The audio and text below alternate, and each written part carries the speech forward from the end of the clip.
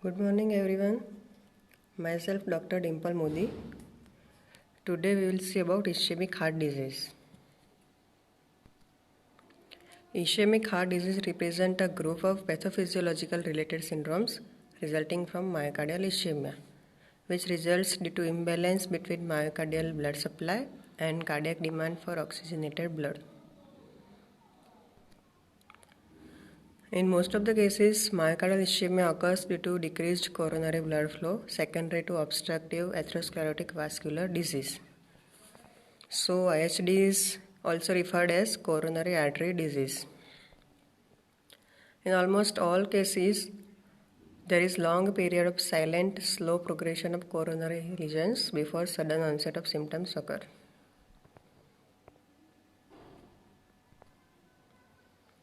Ischemic heart diseases can present as one or more of the following syndromes: myocardial infarction, angina pectoris, chronic IHD with heart failure, or sudden cardiac death.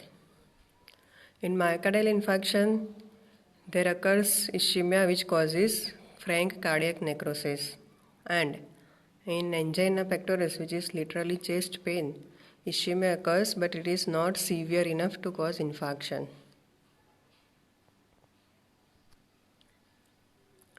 Causes of myocardial ischemia are coronary atherosclerosis, coronary emboli, myocardial vessel inflammation, and vascular spasm. Among all of these, coronary artery atherosclerosis is most common cause. Speaking about epidemiology of IHD, risk factors for IHD are smoking, hypertension, diabetes mellitus, high blood cholesterol levels, and obesity. So, incidence of IHD can be reduced or prevented by modifying these risk factors like avoiding smoking, maintaining normal blood pressure level, maintaining normal blood sugar level, or reducing blood cholesterol levels.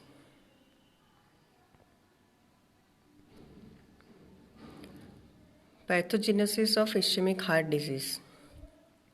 Most dominant cause is insufficient coronary perfusion relative to the myocardial demand. In majority of cases, this is due to chronic vascular occlusion and acute plaque change. So, two main mechanisms underlying pathogenesis of IHD are chronic vascular occlusion and acute plaque change. First, we will see about chronic vascular occlusion. Almost all, that means 90% of patients with IHD have atherosclerosis of one or more of the coronary arteries. Clinical features are due to progressive narrowing of the lumen leading to stenosis, producing fixed obstructions. Such a fixed lesion obstructing more than 75% of vessel lumen typically manifests as angina, which is induced by exercise. If such obstruction blocks more than 90% of vessel, it produces angina even at rest. Another mechanism is acute plaque change. Abrupt conversion of stable atherosclerotic plaque to an unstable life-threatening atherosclerotic lesion can produce unstable angina, myocardial infarction, or even sudden cardiac death. And hence, these conditions are also termed as acute coronary syndromes.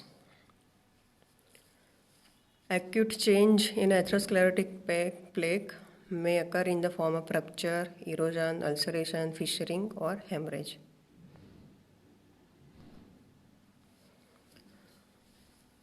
Now, this ischemia of myocardium may lead to either angina, myocardial infarction, or even chronic IHD or sudden cardiac death.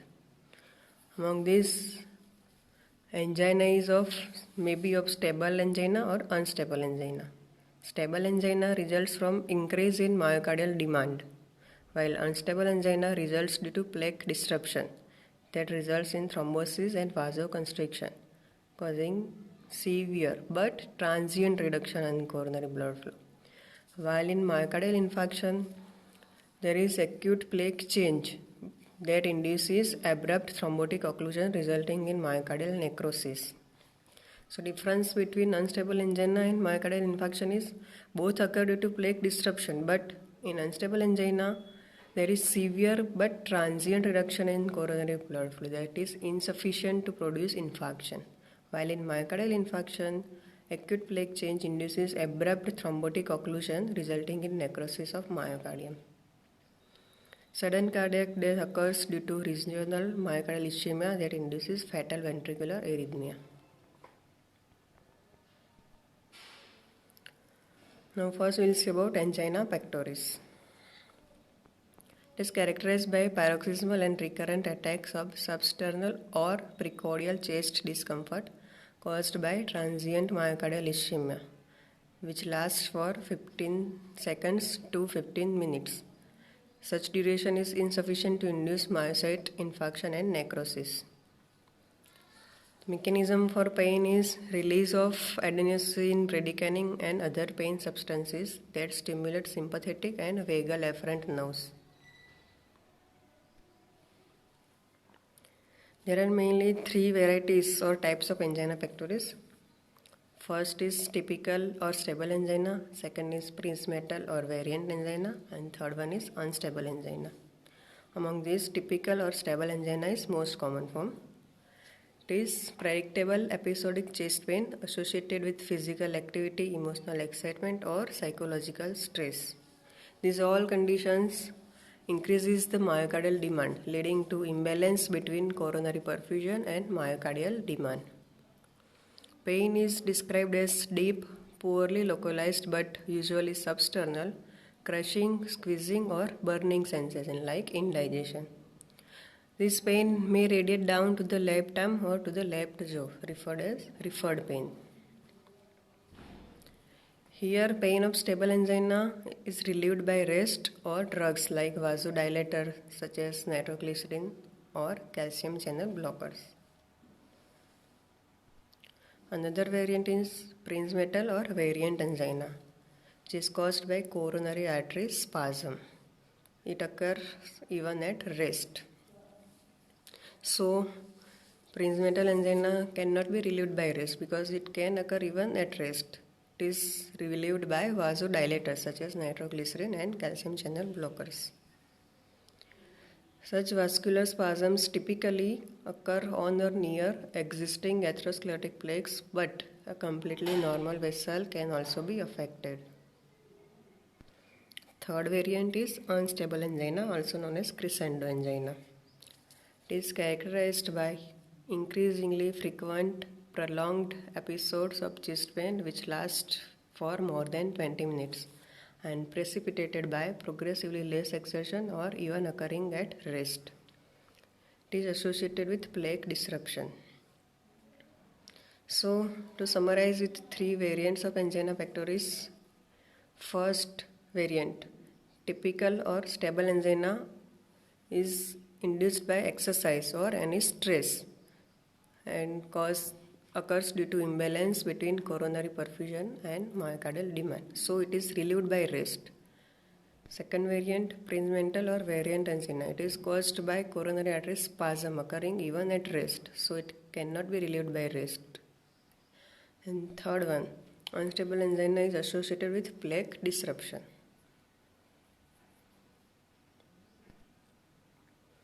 Another variant of ischemic heart disease is myocardial infarction, also known as heart attack. Here, death of cardiac muscles occur due to prolonged severe ischemia. It can occur at any age, but 10% of MI occur in people younger than 40 years of age and 45% cases occur in people younger than 65 years of age. However, incidency increases with increasing age. Risk factors for myocardial infarction. All the factors which increases risk of ISD also increases risk of myocardial infarction. It is strongly associated with genetic and behavioral predisposition to atherosclerosis. Black and white people are equally affected. However, middle age and male gender have increased risk compared to females in reproductive age. Women in reproductive age group are protected against MI, but After menopause, the risk is increased because of decrease in estrogen.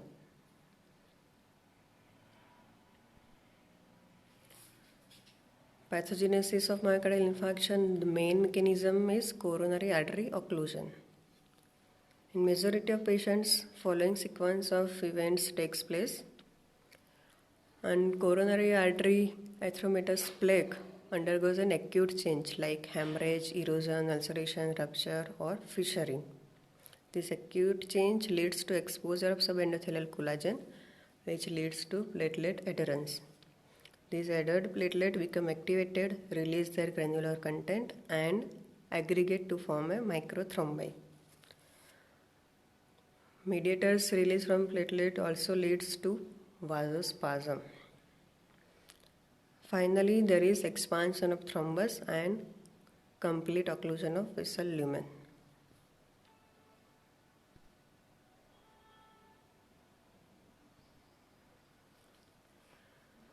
This mechanism lies in almost 90% of patients of MI, but remaining patients may have mechanism other than coronary atherothrombosis.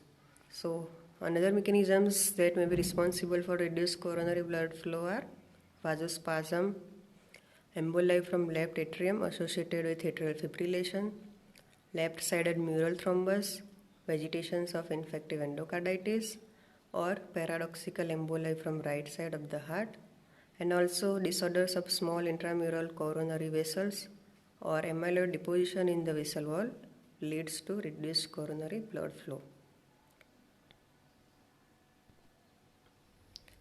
Response of myocardium to this ischemia. Obstruction to the coronary artery diminishes blood flow to the region of myocardium which is supplied by that artery, causing ischemia, rapid myocardial dysfunction and eventually myocyte death. The anatomical region of the heart which is supplied by that occluded artery is referred to as area at risk. The earliest sequence of myocardial ischemia is cessation of aerobolic metabolism within seconds, leading to inadequate production of high energy phosphate and accumulation of toxic metabolites, resulting in decreased levels of creatine phosphate and adenosine triphosphate and increased levels of lactic acid.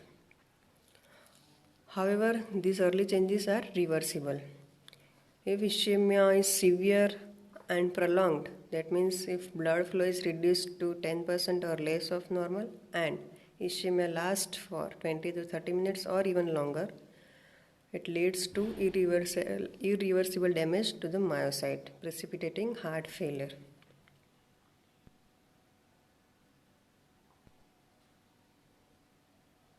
This figure showing area at risk of the heart. White shadow shows area beyond the occlusion of artery and which is infarcted.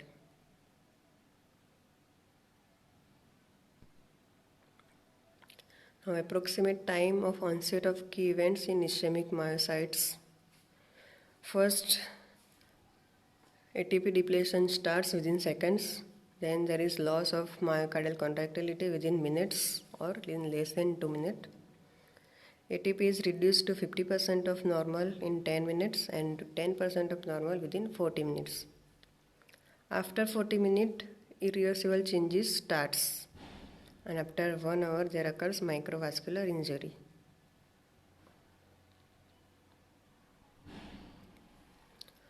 Pattern of perfusion in myocardium. Normally, myocardium is perfused from epicardium to endocardium. So, subendocardial area is more prone to ischemic injury, and irreversible injury occurs first in the subendocardial zone. The precise location, size and specific morphologic features of acute MI depends on location, severity and rate of development of coronary obstruction, size of vascular bed perfused by obstructive vessels, duration of occlusion, the metabolic and oxygen needs of myocardium at risk, extent of collateral blood vessels, and presence, site and severity of coronary artery spasm. Various morphologic changes in myocardial infarction are: in first half hour, there are no gross or microscopic findings which we can make out. This first half hour is reversible. After half an hour, irreversible injury starts. Between half to 4 hours, we cannot easily make out gross findings, but upon light microscopy, there is waviness of fibers at the border of lesion. Between 4 to 12 hours, occasional dark mottling is seen grossly. And microscopy, there is beginning of coagulative necrosis, which is characteristic of heart. And also there is presence of edema and hemorrhage. Between 12 to 24 hours, dark mottling is well developed. And in microscopy, there is ongoing coagulation necrosis, pyknosis of nuclei, marginal contraction vein necrosis, and beginning of neutrophilic infiltrate. Between 1 to 3 days, there is mottling with yellow tan infarct center. In microscopy, coagulation necrosis with loss of nuclear striation and interstitial infiltrate of neutrophils is seen. Between 3 to 7 days, the border of infarct become hyperemic with yellow tan central area. Upon light microscopy, there is beginning of disintegration of dead myofibers with dying neutrophils. Phagocytosis of dead cells by macrophages starts at the infarct border. Between 7 to 10 days, the lesion is maximally yellow tan and soft with depressed red tan margins. On microscopy, there is well-developed phagocytosis of dead cells. Formation of fibrovascular granules in tissue starts at margins. Between 10 to 14 days, there is red-gray depressed infarct border. And on microscopy, there is formation of well-established granulation tissue with new blood vessels and collagen deposition. Between 2 to 8 weeks, gray-white scar is formed progressively from border towards center of the infarct. On light microscopy, increased collagen deposition with decreased cellularity is seen.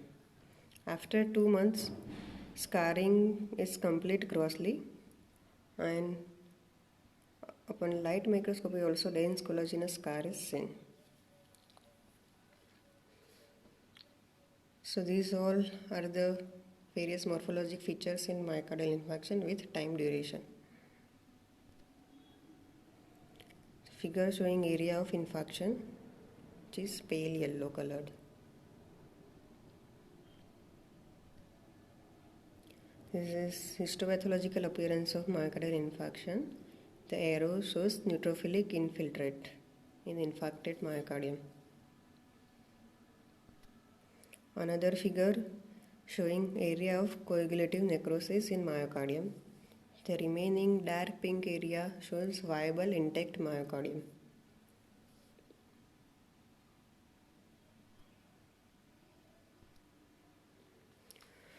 Myocardial infarctions less than 12 hours old are usually not apparent on gross examination, as we have seen.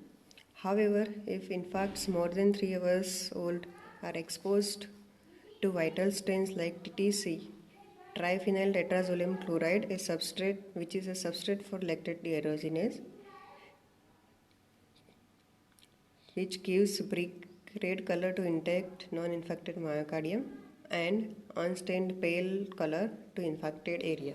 This is because in the intact non-infected myocardium, LDH activity is preserved. So this stain TTC gives brick red color to intact myocardium, and in the infected area, the enzyme leaks out of damaged cell.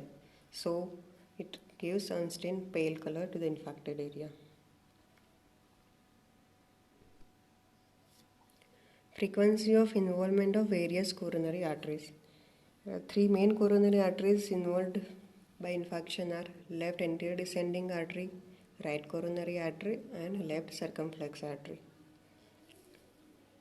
Most commonly involved is left anterior descending coronary artery. It supplies the entire apex of the heart, anterior wall of the left ventricle, and anterior 2/3 of ventricular septum. So, occlusion of this artery involves infarction of these areas of the heart. Second most commonly involved artery is right coronary artery. It supplies posterobasal wall of the left ventricle, posterior third of the ventricular septum, and entire right ventricular free wall. So, occlusion involving these arteries produce infarct in these areas, and occlusion of the left circumflex artery produces infarction over lateral wall of the left ventricle except at the apex.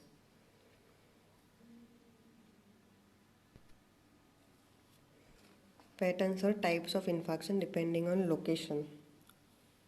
There are mainly three types: transmural infarction, subendocardial non-transmural infarction, and multifocal microinfarction. First, we will see transmural infarction, which is caused by occlusion of an epicardial vessel. Transmural means involving full thickness of the ventricular wall. Here, necrosis involves all the full thickness of ventricular wall in the area of distribution of the affected artery. And this pattern is associated with chronic coronary atherosclerosis with acute plaque change. Another type is subendocardial or non-transmural. As the name suggests, it involves only subendocardium, not full thickness of ventricular wall. Because subendocardial region is least perfused region, it is most vulnerable to any reduction in coronary blood flow. In subendocardial infarcts that occur as a result of global hypotension, myocardial damage is circumferential rather than being limited to the area of distribution of coronary artery.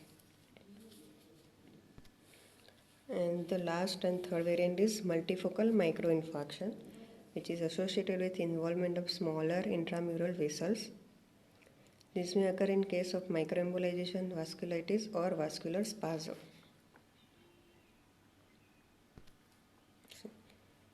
This figure showing transmural and non-transmural infarcts. The figure in the center shows normal anatomy of the heart with right and left ventricle and anterior and posterior locations with three coronary arteries. The left upper figure shows infarction involving anterior wall of the left ventricle and anterior 2/3 of ventricular septum, suggesting occlusion of left anterior descending branch. The left middle figure shows infarction of the lateral wall of the left ventricle, suggesting occlusion of left circumflex branch. And left lower figure shows infarction of the posterior wall of the left ventricle and posterior third of ventricular septum, suggesting occlusion of right coronary artery. The right side shows variants of non-transmural or subendocardial infarcts. Right upper figure shows typical regional subendocardial infarct. Right middle figure shows circumferential subendocardial infarct occurring in case of global hypotension. And right lower figure shows multifocal microinfarcts because of involvement of small intramural vessels. See, compare the figures on right and left sides. Left side figures shows infarction involving entire full thickness of the ventricular wall, while right side figures showing subendocardial infarct shows involvement of only subendocardium, not full thickness of the ventricle.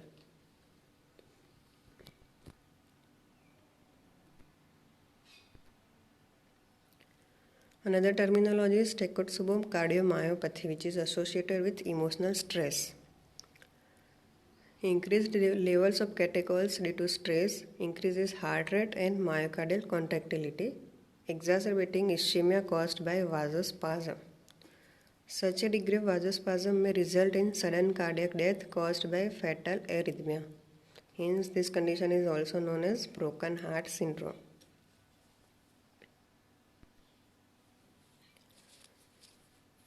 Myocardial infarction can also be classified according to ECG changes.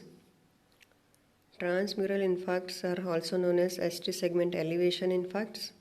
Subendocardial infarcts are also known as non-ST segment elevation infarct, while Multifocal microinfarctions show only non-specific changes or even can be electrocardiographically silent.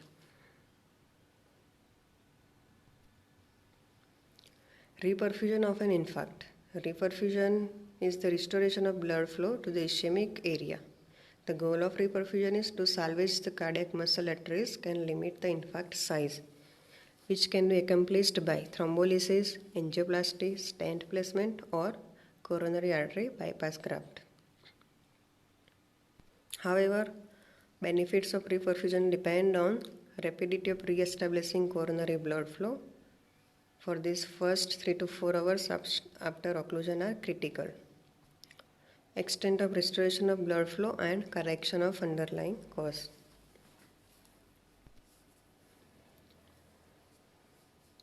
Although thrombolysis can remove a thrombus occluding vessel, but it does not alter the main mechanism that initiated thrombus formation.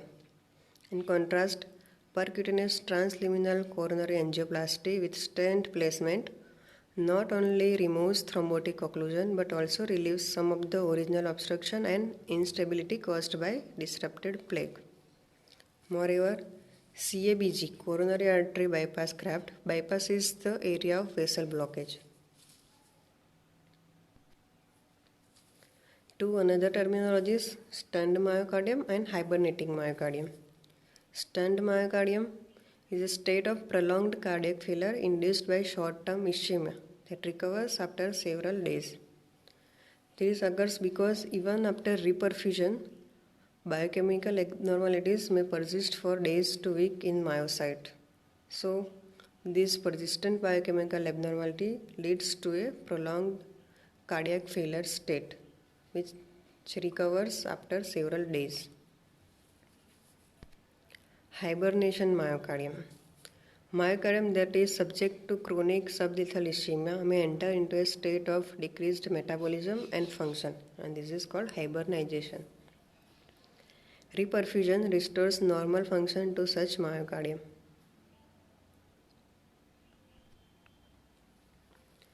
Diagnosis of myocardial infarction. Myocardial infarction can be diagnosed on the basis of clinical features, laboratory tests for biomarkers of myocardial damage, and electrocardiographic changes. Clinical features of myocardial infarction are: most of the patients present with prolonged episodes of left-sided chest pain which last usually for more than 30 minutes. The pain is typically described as crushing, stabbing, or squeezing associated with rapid, weak pulse. Profuse sweating, nausea, and vomiting are also common. Dyspnea may also occur due to impaired myocardial contractility and dysfunction of mitral valve, with resultant pulmonary congestion and edema. With massive myocardial infarction involving more than 40% of the left ventricle, cardiogenic shock also can develop.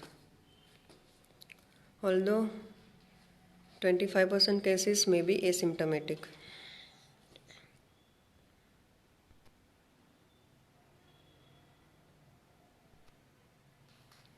Biomarkers of myocardial damage. The most sensitive and specific biomarkers are cardiac-specific proteins troponin T and troponin I.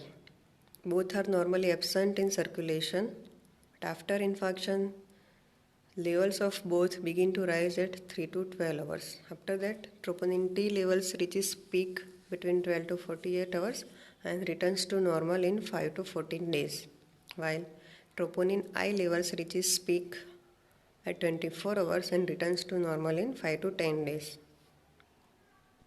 Another important biomarker is creatine kinase, which is dimer composed of two isoforms termed as M and B. It has three forms: AMM homodimer, BB homodimer, and MB heterodimer. Among these, AMM homodimers are predominantly found in skeletal muscles, BB homodimers are found in brain and lung, and MB heterodimers are principally found in cardiac muscle. So among all of these, MB form of creatine kinase is detected. CKMB begins to rise within 3 to 12 hours of onset of infarction, reaches to peak at about 24 hours and returns to normal within 48 to 72 hours. So to summarize, CKMB, troponin T and troponin I, all of these begin to rise at 3 to 12 hours after infarction. Then CKMB and troponin I reaches to peak at 24 hours and troponin T reaches to peak at 12 to 48 hours. Now CKMB returns to normal in 48 to 72 hours, while troponin I returns to normal in 5 to 10 days and troponin T returns to normal level in 5 to 14 days. Electrocardiographic changes in myocardial infarction. This includes changes of ST segment, changes of T wave and Q wave. First, there is elevation of ST segment. In the T wave, initially there is elevation, then after there is inversion of T wave and appearance of pathological Q waves. This figure showing various ECG changes in myocardial infarction. The first topmost figure shows normal ECG, then there is peak of T wave, then third one shows decrease of ST segment elevation in infarction. Thereafter there is Q wave formation with loss of R wave, and lastly there is inversion of T wave.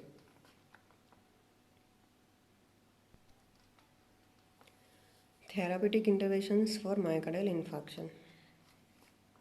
Prompt reperfusion to salvage myocardium. Antiplatelet agents prevent thrombus formation. Anticoagulant therapy with low molecular weight heparin prevents coronary artery clot propagation. Nitrase induces vasodilation. Beta blockers decreases myocardial oxygen demand and reduces risk of arrhythmias. Antiarrhythmics to manage arrhythmia and ACE inhibitor to limit ventricular dilatation.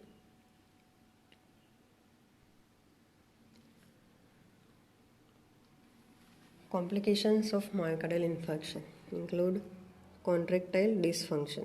There is usually some degree of left ventricular failure with hypotension, pulmonary vascular congestion, and interstitial pulmonary transudate, which progresses to edema and respiratory impairment. Generally, with large infarcts involving more than 40% of left ventricle, severe pump failure or cardiogenic shock may also develop. Another complication is arrhythmias. MI-associated arrhythmias include sinus bradycardia, atrial fibrillation, heart block, tachycardia, ventricular premature contractions, ventricular tachycardia or ventricular fibrillation. Another complication is myocardial rupture. Various forms of cardiac rupture occur when there is transmural infarction. This includes rupture of ventricular free wall, which is most common. Another is rupture of ventricular septum, which is less common, and the least common is papillary muscle rupture. Another complication is ventricular aneurysms. Aneurysms of the ventricular wall can occur which are bounded by myocardium that has become scarred, and this is a late complication of large transmural infarcts. This ventricular aneurysm can be complicated by mural thrombus, arrhythmias or heart failure. Another complication is pericarditis.